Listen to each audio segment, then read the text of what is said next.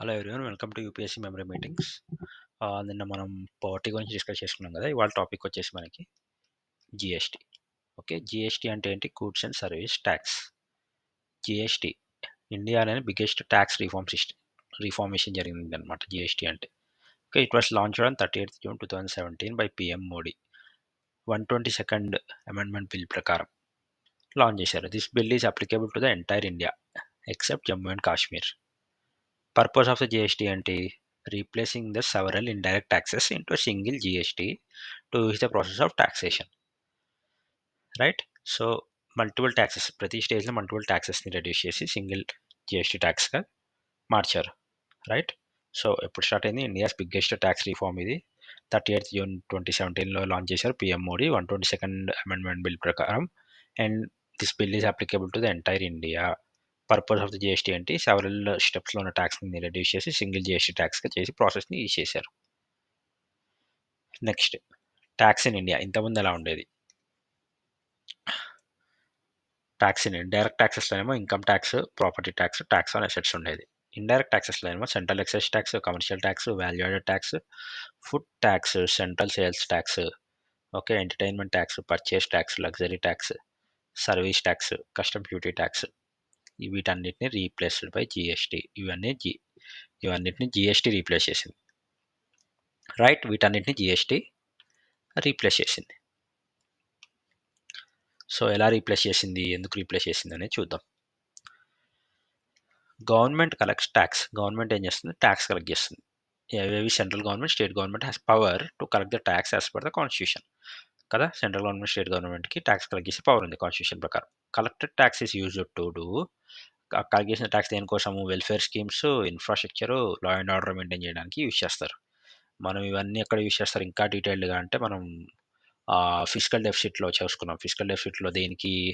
Revenue expenditure, revenue income, capital expenditure, capital income అని చెప్పి discuss చేసుకున్నాం కదా. Infra, welfare, public sector undertakings, disinvestment, okay, so salaries ఎక్కడి నుంచి ఇస్తారు అలా.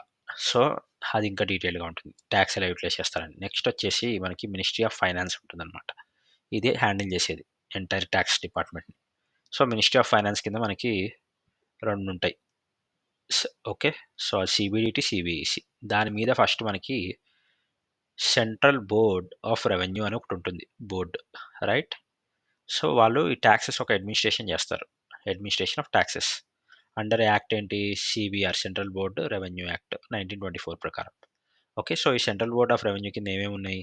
CBDT, CBEC. సిబిడిటి అంటేనేమో మన central board of direct taxes, central board of indirect taxes. Okay, ఇది ఐఆర్ఎస్ కిందకి వస్తుంది.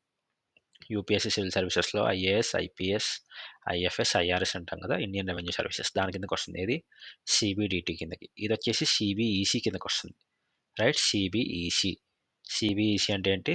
Central board of excise and customs. Right? So direct tax, indirect tax చూద్దాం, అండ్ ఎక్సైజ్, కస్టమ్స్ చూద్దాం. ఓకే, సో బేసిక్గా direct tax, indirect tax, excise, customs. అంటే customs మన అందరికి తెలిసిందే, ఎక్సైజ్, కస్టమ్స్. ఓకే, ఎయిర్పోర్ట్స్లో లేకపోతే పోర్ట్స్లో వీటన్నిటి మీద వచ్చేది కస్టమ్స్ ట్యాక్స్. రైట్? కస్టమ్స్ వస్తుంది మనకి, కస్టమ్స్ ట్యాక్స్ వస్తుంది. రైట్? అండ్ ఎక్సైజ్ వస్తుంది. ఎక్సైజ్ అంటే కూడా తెలుసు కదా, లిక్కరు అలాంటి వాటి మీద కూడా ఉంటుంది అనమాట ఎక్సైజ్. సో ఈ రెండు అనమాట, కస్టమ్స్ ఇంకా ఎక్సైజ్. అంటే డైరెక్ట్, ఇండైరెక్ట్ ట్యాక్సెస్ మన అందరికి తెలిసిందే. డైరెక్ట్ ట్యాక్సెస్ అంటే ఏంటి? Income tax. Okay, and indirect taxes, direct taxes అనేది depends upon the cess tax, అలా అలా ఉంటాయి. ఇండైరెక్ట్ ట్యాక్సెస్ అనమాట. నెక్స్ట్, అలా కాకుండా నెక్స్ట్ ఏముందంటే మనకి జిఎస్టీ. అసలు జిఎస్టీ అనే ఐడియా ఎక్కడ వచ్చింది? జిఎస్టీ అనే ఐడియా 1999లో వాజ్పేయి ఫస్ట్ టైం ఈ ఐడియా వచ్చినప్పుడు దాన్ని అప్రూవ్ చేశారు. 2000లో అసీమ్ దాస్ గుప్తా, ఈయన ఆర్కిటెక్ట్ ఆఫ్ జిఎస్టీ. ఓకే, అప్పట్లో వెస్ట్ బెంగాల్కి ఫైనాన్స్ మినిస్టర్. రైట్? ఆయన ఆర్కిటెక్ట్, ఆయన ప్లాన్ చేశారు. 2014లో అరుణ్ జైట్లీ ఫైనాన్స్ మినిస్టర్, ఆయన finance minister of west Bengal. Amit Mishra helped with GST. So Arun Jaitley central finance minister plus Amit Mishra finance minister of west Bengal, వీళ్ళిద్దరు కలిసి లైక్ ఒకళ్ళ హెల్ప్ ఒకళ్ళు తీసుకొని దే ఇంట్రడ్యూస్డ్ ద జిఎస్టీ. 2017లో GST was launched on 30th June. Got it? Next GST model ఇంకా mechanism. GST model ఇంకా mechanism. జిఎస్టీలో 3 taxes ఉంటాయి. CGST, SGST, IGST. Okay. Central GST, state GST, integrated central plus state అనమాట. Okay. Example, doing business in own state Telangana taxes are CGST 10%, SGST 10%. Okay. తెలంగాణలో నేను business చేస్తాను అనుకో, CGST 10 కట్టాలి, SGST 10 కట్టాలి. హైపోథెటికల్ ఇది. ఓకే. బట్ సిజిఎస్టీ కట్టాలి, SGST 2 కట్టాలన్నమాట. Staying in Telangana, doing business in multiple states, then taxes are integrated. Okay. IGST అనుకున్నాం కదా, ఇంటిగ్రేటెడ్ ట్యాక్సెస్ ఉంటాయి వాళ్ళకి. తెలంగాణ నుండి మల్టిపుల్ స్టేట్స్లో చేస్తాం అనుకో, అప్పుడు ఇంటిగ్రేటెడ్. తెలంగాణలో బిజినెస్ చేస్తే సిజిఎస్టీ, హెచ్జిఎస్టీ అనమాట. సో అసలు ఎగ్జాక్ట్గా రియల్ లైఫ్లో ప్రాక్టికల్గా ఎలా వర్క్ అవుతుంది అనేది చూద్దాం. ఇది ఇంట్రెస్టింగ్గా ఉంటుంది ఎగ్జాంపుల్. సో ఓల్డ్ ట్యాక్స్ సిస్టమ్లో ఎలా వర్క్ అయ్యేది, న్యూ జిఎస్టీ సిస్టమ్లో ఎలా వర్క్ అవుతుందని మన ఎగ్జాంపుల్. ఓకే. ఇప్పుడు ఏ అనే అతను ఓ మెటీరియల్ కొని, ఓకే, ఆ మెటీరియల్ ఎంత, ఏమైనా క్లాత్ కొనుక్కున్నాడు, కాటన్ కొన్నాడు. ఓకే. కాటన్ 100 రూపీస్ కొన్నాడు. కొన్నప్పుడు దాని మీద 10% ట్యాక్స్ పడింది అతనికి. అంటే ఎంత, 10 రూపీస్. ఓకే. గుర్తుపెట్టుకోండి, 10 రూపీస్ ట్యాక్స్ పడింది. ఆ కొన్న 100 రూపీస్ కాటన్తో షర్ట్ తయారు చేశాడు. షర్ట్ చేయడానికి అతనికి 30 రూపీస్ పడింది. రైట్.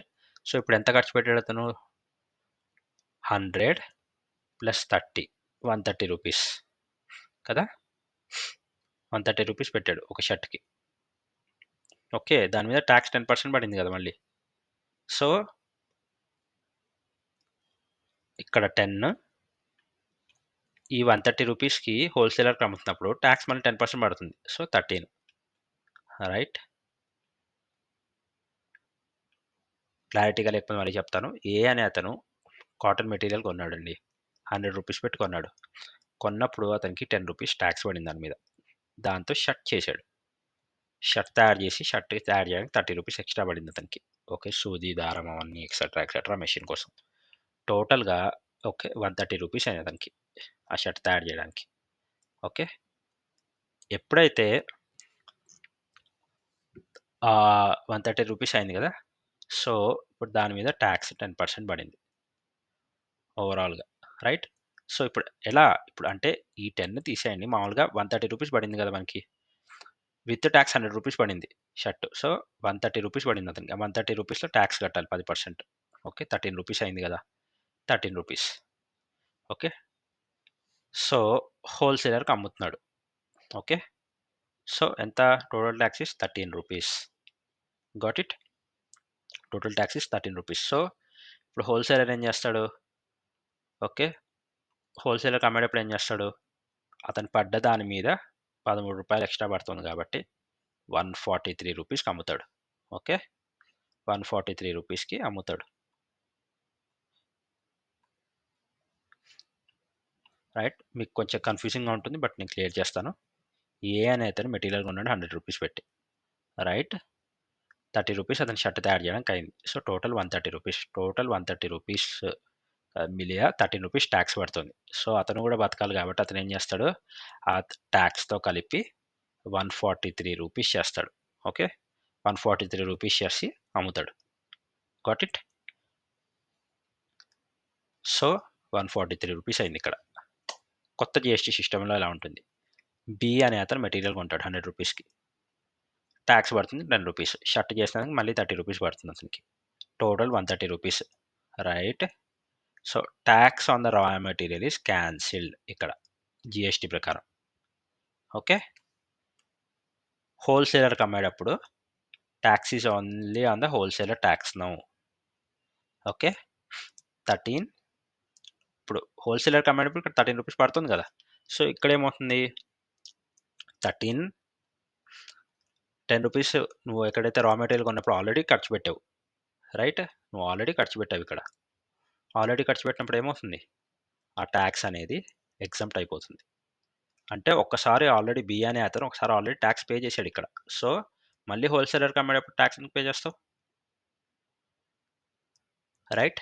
బట్ ఇక్కడ ఏమవుతుంది, ఏ అనే అతను మెటీరియల్ ప్లస్ ట్యాక్స్ కలిపి 100 రూపాయలు పెట్టి షర్ట్ మెటీరియల్ కొని 30 రూపీస్ పెట్టి చేశాడు. ఓకే. 130 రూపీస్. హోల్సేలర్కి అమ్మేటప్పుడు 13 రూపీస్ ఎక్స్ట్రా పడుతుందని చెప్పి అతను ఏం చేస్తాడు, 143 రూపీస్కి అమ్ముతాడు.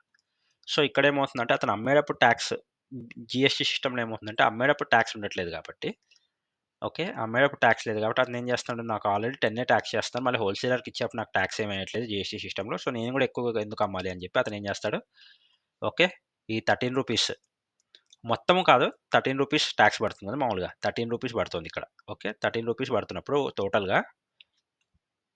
13 పడుతుంది కదా! సారీ 13% కదా! రూ. 13 పడుతుంది కదా! రూ. 13లో నుంచి ఆల్రెడీ రూ. 10 ట్యాక్స్ కట్టాడు కాబట్టి 13 నుంచి 10 తీసేస్తే 3 రూపీస్ మాత్రం ట్యాక్స్ కట్టాలి. సో, అతనేం చేస్తాడు, రూ. 3 యాడ్ చేసి అమ్ముతాడు. రూ. 133. Got it? సో, మళ్ళీ చెప్తున్నా చూడండి. ఏ అనే అతను మెటీరియల్ కొన్నాడు రూ. 100 పెట్టి. Including the tax. ఎంత? రూ. 10 ట్యాక్స్. సో, రూ. 100 పెట్టి మెటీరియల్ కొన్నాడు. ఓకే. షర్ట్ తయారు చేయడానికి రూ. 30 అయింది. సో, టోటల్ రూ. 130 అయింది ఒక్క షర్ట్‌కి. ఇప్పుడు దాన్ని హోల్‌సేలర్‌కి అమ్మాలి. అక్కడ అమ్మేటప్పుడు ట్యాక్స్‌తో కలిపి అమ్మాలి. రైట్? ట్యాక్స్‌తో కలిపి అమ్మాలి. సో, రూ.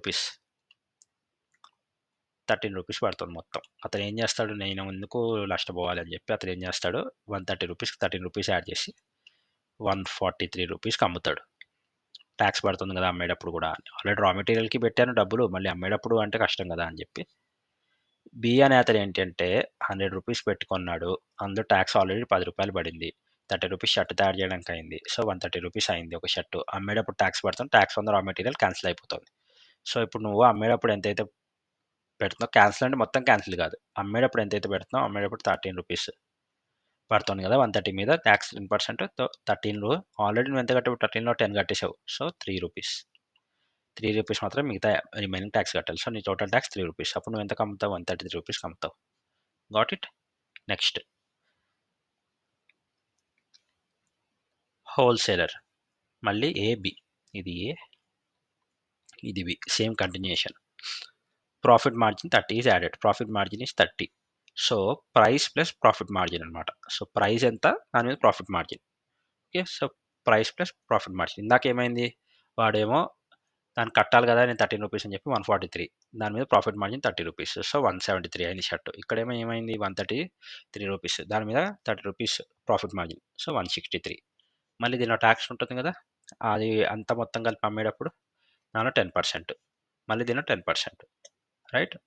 173 plus 10% tax. 163 plus 10% tax. So, ఎంత అవుతుంది ఇది? రూ. 166 అవుతుంది. ఇక్కడేమో రూ. 190 అవుతుంది. Got it? అంతే కదా! సో, ఇక్కడ మళ్ళీ 10% పడుతుంది. ఇక్కడేమవుతుంది, 10% పడుతుంది ఇక్కడ కూడా. రైట్? కాకపోతే నువ్వు ఆల్రెడీ ఇంతకుముందు కట్టిన ట్యాక్స్‌ని ఇప్పుడు నువ్వు కట్టాల్సిన దాని నుంచి డిడక్ట్ చేసేసుకొని ఇంతొస్తుంది. ఓకే. ఎంత? 163 అంటే 16.3. 16.3 నుంచి ఆల్రెడీ నువ్వు ఎంత ఇందాక 13 కట్టేసావు కదా పైన. సో, 13 కట్టేసావు కాబట్టి తీసేస్తే మిగతా అమౌంట్ ఇంత. ఇక్కడేమో ఆ 13 తీయాల్సిన అవసరం లేదు. సో, ఆ 13 ఎక్స్‌ట్రా యాడ్ అవుతుంది కాబట్టి ఇక్కడ ఇంత 190, 166. So here tax will be T1 plus T2 plus T3. In GST, the latest tax is considered as and old tax is cancelled. అంటే latest tax is considered, old tax is cancel అంటే it doesn't mean that old tax add అవ్వడం కాదు, subtract చేసుకుంటూ వస్తుంది old tax. Got it? Hopefully మీ అందరికి example అర్థమైంది అనుకుంటారు.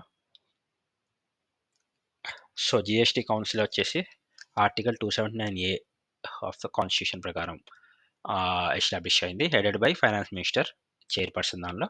ఇది 101 అమెండ్మెంట్ బిల్ 2016లో పాస్ చేశారు. ఓకే. 279Aని అమెండ్ చేసి ఈ జిఎస్టీ కౌన్సిల్ యాడ్ చేశారనమాట. Finance minister chairperson, union minister of states ఉంటారు దానిలో, స్టేట్ ఫైనాన్స్ మినిస్టర్స్ ఉంటారు, secretary of GST.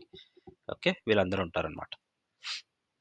Okay. GST tax slabs అంటే 0%, 5%, 12%, 18%, 28% depending upon the business. Got it? So, that is the GST. So, ఇక్కడ వరకు మీకు clarity వచ్చింది అనుకుంటాను. మీకు ఏమైనా జిఎస్టీలో డౌట్స్ ఉంటే నాకు పింగ్ చేయండి, మళ్ళీ ఒక డీటెయిల్డ్ ఎక్స్ప్లెనేషన్ వీడియో తయారు చేస్తాను. ఓకేనా?